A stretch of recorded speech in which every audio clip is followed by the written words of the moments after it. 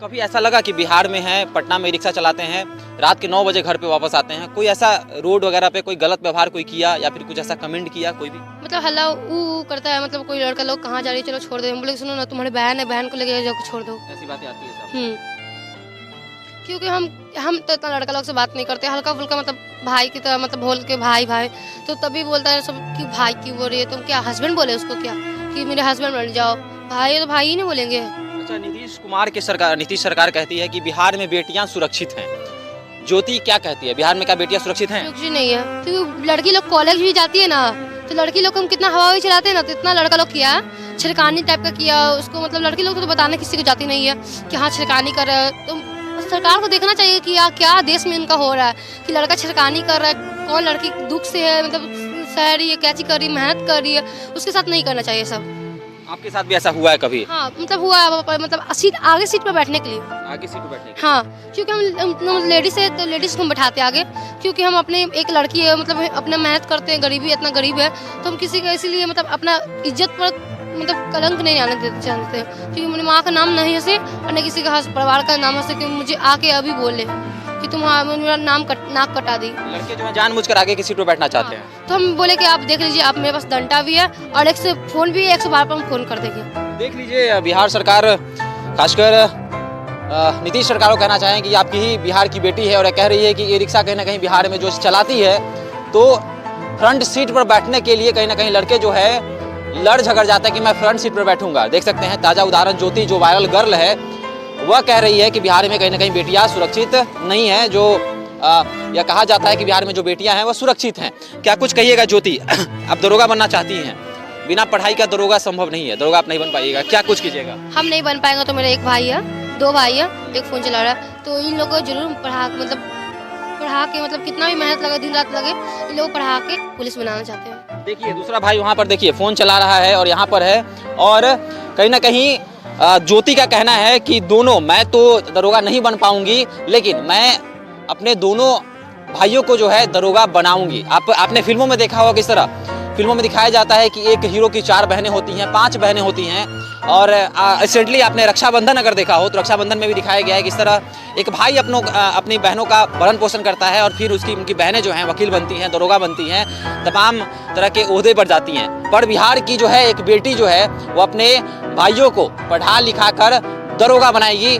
जो वह हासिल नहीं कर पाई वह अपने भाइयों को वह उस कामयाबी पर पहुंचा सकेगी, और इसको लेकर ज्योति कहीं ना कहीं काम कर रही है। बिहार के सड़कों पर, खासकर बिहार की राजधानी में यह ई रिक्शा चलाती है और ई रिक्शा चलाकर अपने भाइयों का, अपने परिवार का भरण पोषण करती है। इसके पिता जो हैं इसको मारते पीटते हैं।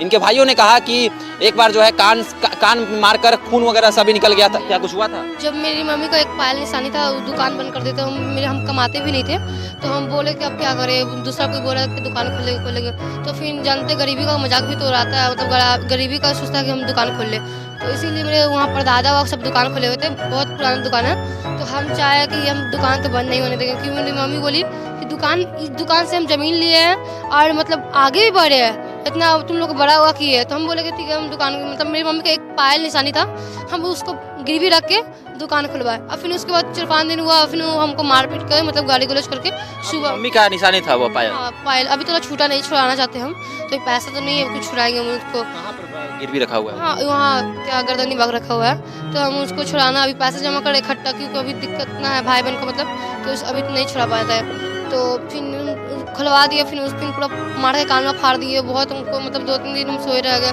काम हुआ नहीं कर पाए। फिर उसके बाद हम झाड़ू पोछा धरे, उसमें भी नहीं पड़ता पड़ा, 1.5 महीना हम किए कैसे। फिर उसके बाद हमको एक लेडीज बोली कि तुम बाबू हवा चला, उसमें तुमको अच्छा पड़े, हम भी टेम्पो चलाते हैं अपने हस्बैंड के साथ, तो तुम भी चलाओ, तो हमको बोली चला लो, तो हम सीखे एक अंकल से, वो हमको सिखाए, हम टेम्पो चलाने के सीखे। अच्छा, क्या कुछ कहिएगा? हवाई चलाती हैं, किसका हवाई है? खुद का है या फिर कोई रेंट पर है? उसको 400 रुपये देते हैं। हाँ, तो वो तो 400 रुपये लेते हैं, क्योंकि हमको मतलब इतना गरीबी है, तो हम सब 300 रुपये लेते हैं, मतलब कभी की तरह मतलब कभी कभी पैसा भी नहीं देते, मतलब चलता है, सपोर्ट करते हैं वो हमको सपोर्ट करते हैं।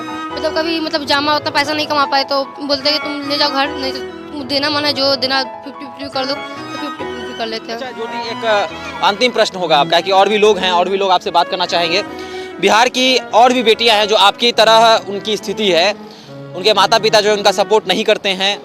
उनके पिता जो हैं ऐसे ही दारू पीकर आते हैं और घर में बवाल करते हैं। क्या कुछ कहिएगा उन बेटियों को जो इस वीडियो को देख रही हैं? क्या कुछ करना चाहिए? अपने पैरों पर खड़ा होना चाहिए? जरूर अपना पैर पर खड़ा होना चाहिए और नहीं लड़का लोग के साथ घूमना चाहिए, बॉयफ्रेंड गर्लफ्रेंड, और नहीं मतलब कुछ गलत काम करना चाहिए, नहीं भीख मांगना चाहिए, और नहीं कुछ ड्रग्स वग पी के भीख मांगते ऐसे ऐसे। अपना जब तक भगवान पैर हाथ दिया हुआ है ना, तो मेहनत करके बेटी कर सकती है। रोटी बनाने के लिए बेटी जानती है तो रोटी कमाने के लिए भी जानती है बेटी। तो मेहनत करो, मेहनत करके खाओ। मेहनत करके खाने वाला कोई लाज नहीं है, गलत करके काम लाज है। चलिए, बहुत बड़ी बात जो है यह बेटी बता रही है। पढ़ी लिखी उतरी नहीं है, लेकिन इसका कहना है कि जो बेटियां कहीं ना कहीं रोटी बनाती हैं वह रोटी कमा भी सकती हैं। कहीं ना कहीं उन बेटियों को भी यह शिक्षा दे रही है, उन बेटियों को यह संदेश दे रही है कि अगर आपके घर में भी ऐसी स्थितियां बनी हुई हैं तो अपने पैरों पर खड़ा होइए, निकलिए, घर से बाहर निकलिए और कमाइए और अपने घर को देखिए, साथ ही साथ अपनी पढ़ाई भी कीजिए। और यहाँ ज्योति जो है पढ़ नहीं सकती है, लेकिन अपने भाइयों को जो है अपने पैरों पर अपने बदौलत कहीं ना कहीं उनको यह दरोगा बनाएगी। और जो सपना है कहीं ना कहीं, जिसका सपना जो है पूरा नहीं हो पाया, तो अपने भाइयों को बनाकर यह उस सपने को पूरा करेगी। तो ज्योति की कहानी आपको कैसी लगी? और साथ ही साथ ज्योति को अगर आप कुछ मदद करना चाहते हैं तो ज्योति कहाँ रहती हैं, आपसे बता दीजिए। इको पार्क चानव क्वार्टर, तेज प्रताप के पीछे। फिर से एक बार बता दीजिए अच्छे से। इको पार्क चानव क्वार्टर, तेज प्रताप के पीछे रहते हैं हम। तेज प्रताप जो मंत्री हैं उनके हाँ, पीछे हाँ। आप रहती हैं। चलिए, तो तेज प्रताप यादव जो है मंत्री हैं, लालू के लाल हैं, तो उनके घर के पीछे जो है ज्योति रहती है। वहीं पर स्लम बस्ती आपको नजर आ जाएगा। तो आप किसी से पूछिएगा कि वायरल ज्योति कहाँ रहती है, वहाँ पर आकर आप ज्योति की मदद भी कर सकते हैं। तो ज्योति के बारे में आप क्या विचार हैं, आप भी हमारे साथ साझा कर सकते हैं। देखते रहें तेज न्यूज़ ब्रेकिंग। धन्यवाद।